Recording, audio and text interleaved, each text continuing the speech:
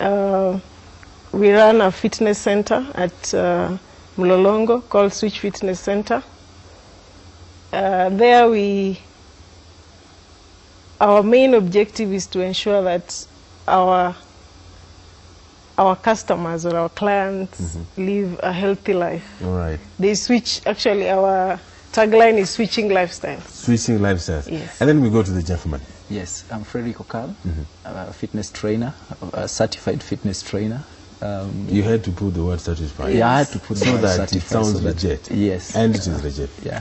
All right. So, weight and weight. This is something that so many people are concerned about, especially the women. Yes. We have so many programs going on about how to lose weight. I've never had one on gaining weight.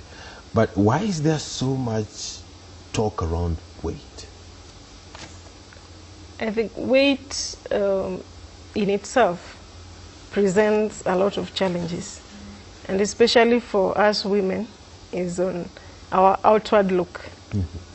But it mostly affects the inward look that we call the self-esteem, because when you're overweight, you find that most of the time you're not able to get clothes that fit you well.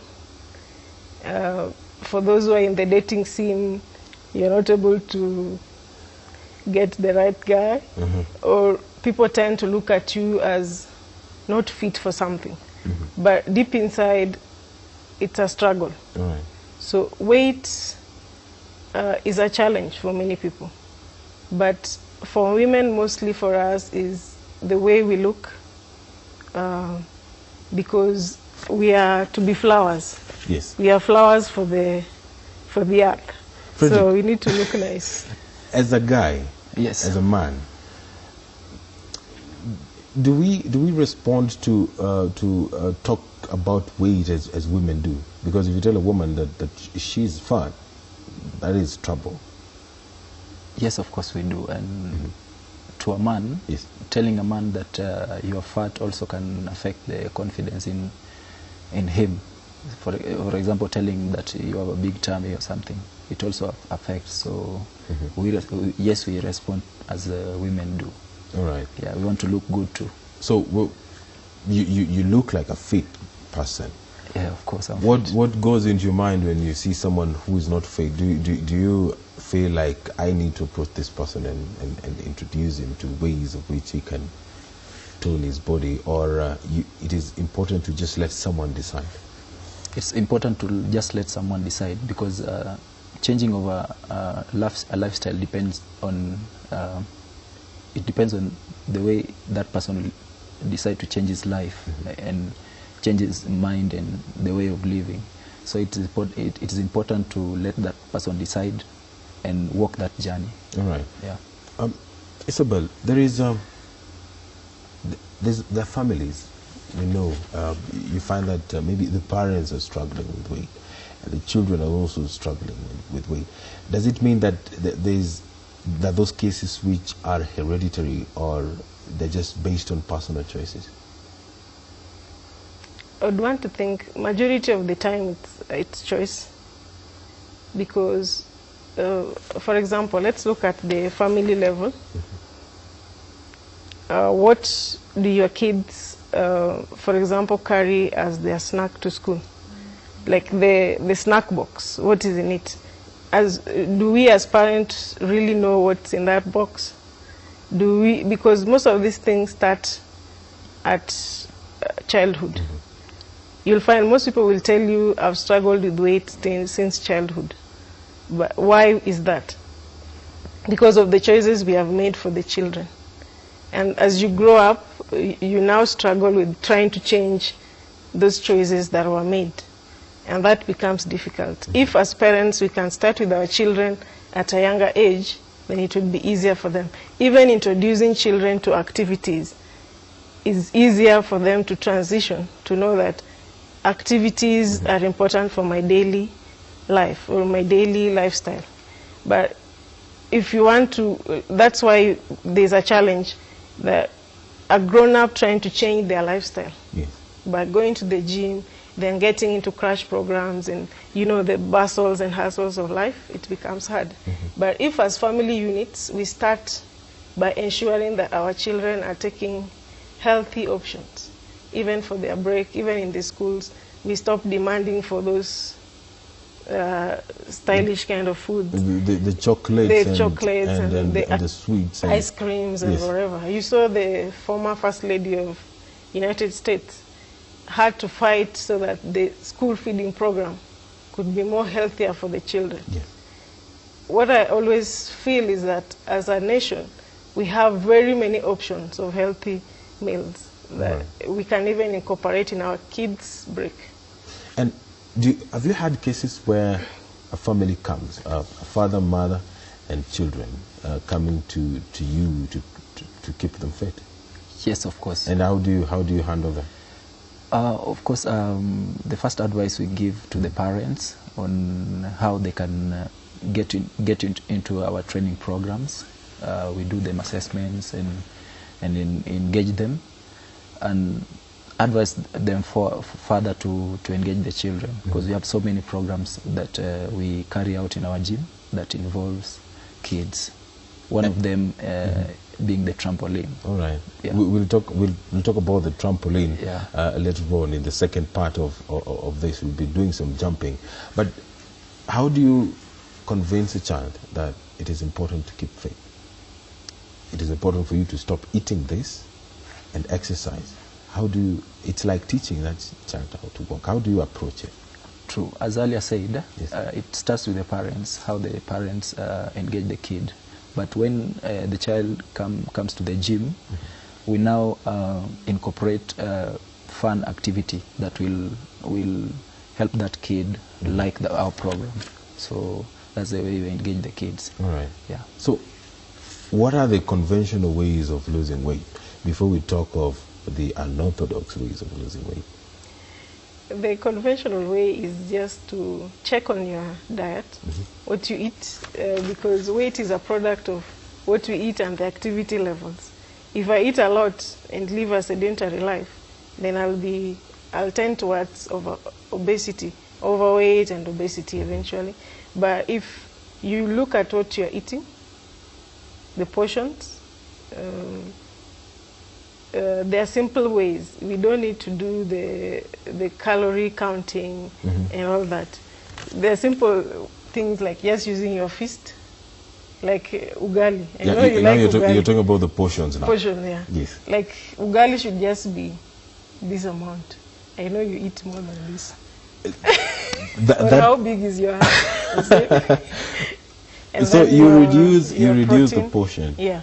Your protein should be like the fist, but vegetables we eat as much as we can, and fruits. All right. We try and increase the amount of vegetables we eat, and this should cut across the family.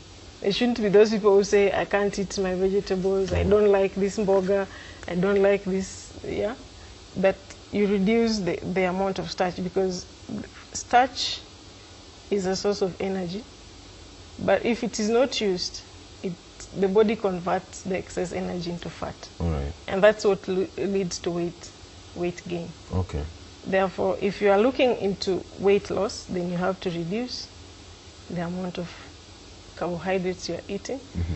But what I always advise is that let's eat balanced meals, balanced diet, just like the way you were taught in primary. Yes. Which is carbohydrates, protein, vegetables that give us minerals, and fruits, vitamins, water. So we have reduced portions, but we also have those who don't reduce their portions, but they still come to the gym. What is the effect of that? The effect of that is that you may not achieve your goal as fast as you expected.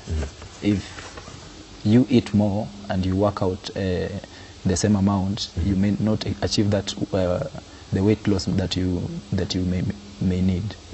So what we always advise our clients is they reduce their portion and increase the physical activity in their lives. So simple, they lose weight. So we have aerobics and we have the physical exercise, lifting of weights. But women tend to go for the aerobics, if you look at the numbers, and then the men tend to go for the lifting of weights. Why is that? We'll start with you. Then she will bring to us the female perspective. Okay, I'll start from this point. In women, they believe that if they lift weights, they'll grow muscles. There's that myth that they'll become big and grow muscles. Is a myth, and as a professional, I'm advising women to start lifting weights. You won't grow muscles because your body does not have a specific hormone that promotes muscle growth. So you'll just tone your body and become strong. And that's my advice to the women. So, is it because aerobics is fun? Yes. That's why women go for it? Yes. If we put aside his explanation. Yeah, aerobics is fun, and there's that the group. Yes. The group. Well, there's music. Yeah, and, there's and music. All of you are dancing. You're in a group and you're feeling the. Yeah, so it's fun. It's fun and it's also effective in its own way because you're doing more of aerobics, and in our gym we have different sessions that even incorporates the weights, because you can be dancing as you are holding like 2 kg, that's 4 kg, yes. 2 here, 2 here. So you'd be doing those movements and toning they are called the abs. Whatever. Are they the abs? The shaking. All right. So you'll be doing all that. So it's not. It's just that it's not as effective as going to the weight section and doing proper weightlifting. Right. But we incorporate it so that, because you realize also there's the challenge of time. So we can't insist that you have to do this at this particular time. If you've gotten time for the aerobic session, then we try and incorporate strength training so that you get the benefit. So which one is someone more likely to be faithful to, the strength training or aerobics? In most cases, yes, strength training. Because you have your friends helping you lift the weight. And so but also the definition is faster. The body definition. You find that even the challenges that we have with the love handles, we call them the obliques. Yes. You are able to get the body definition faster when you're doing strength training. Even the quads and even the problematic triceps. Yeah. So if you're overweight, it rocks your self-esteem. Yes. And you need to lose that weight. Because I'm very sure that if our viewers right now, there are those who are struggling with weight. You see them, we see them, and all of us are struggling with weight.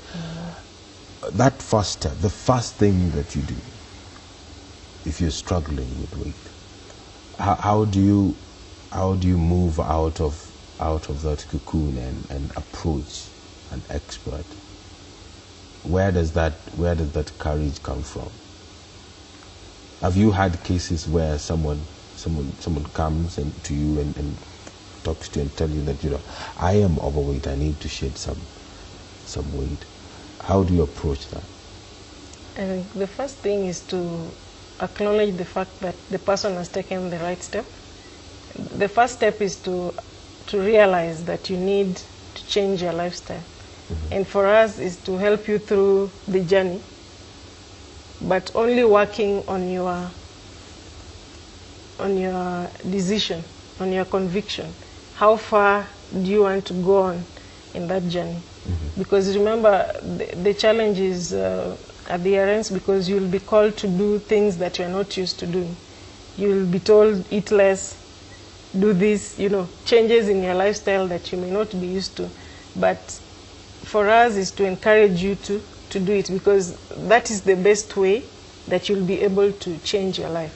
For example, if someone comes to the gym and we do the physical assessment, we are able to know the amount of fat.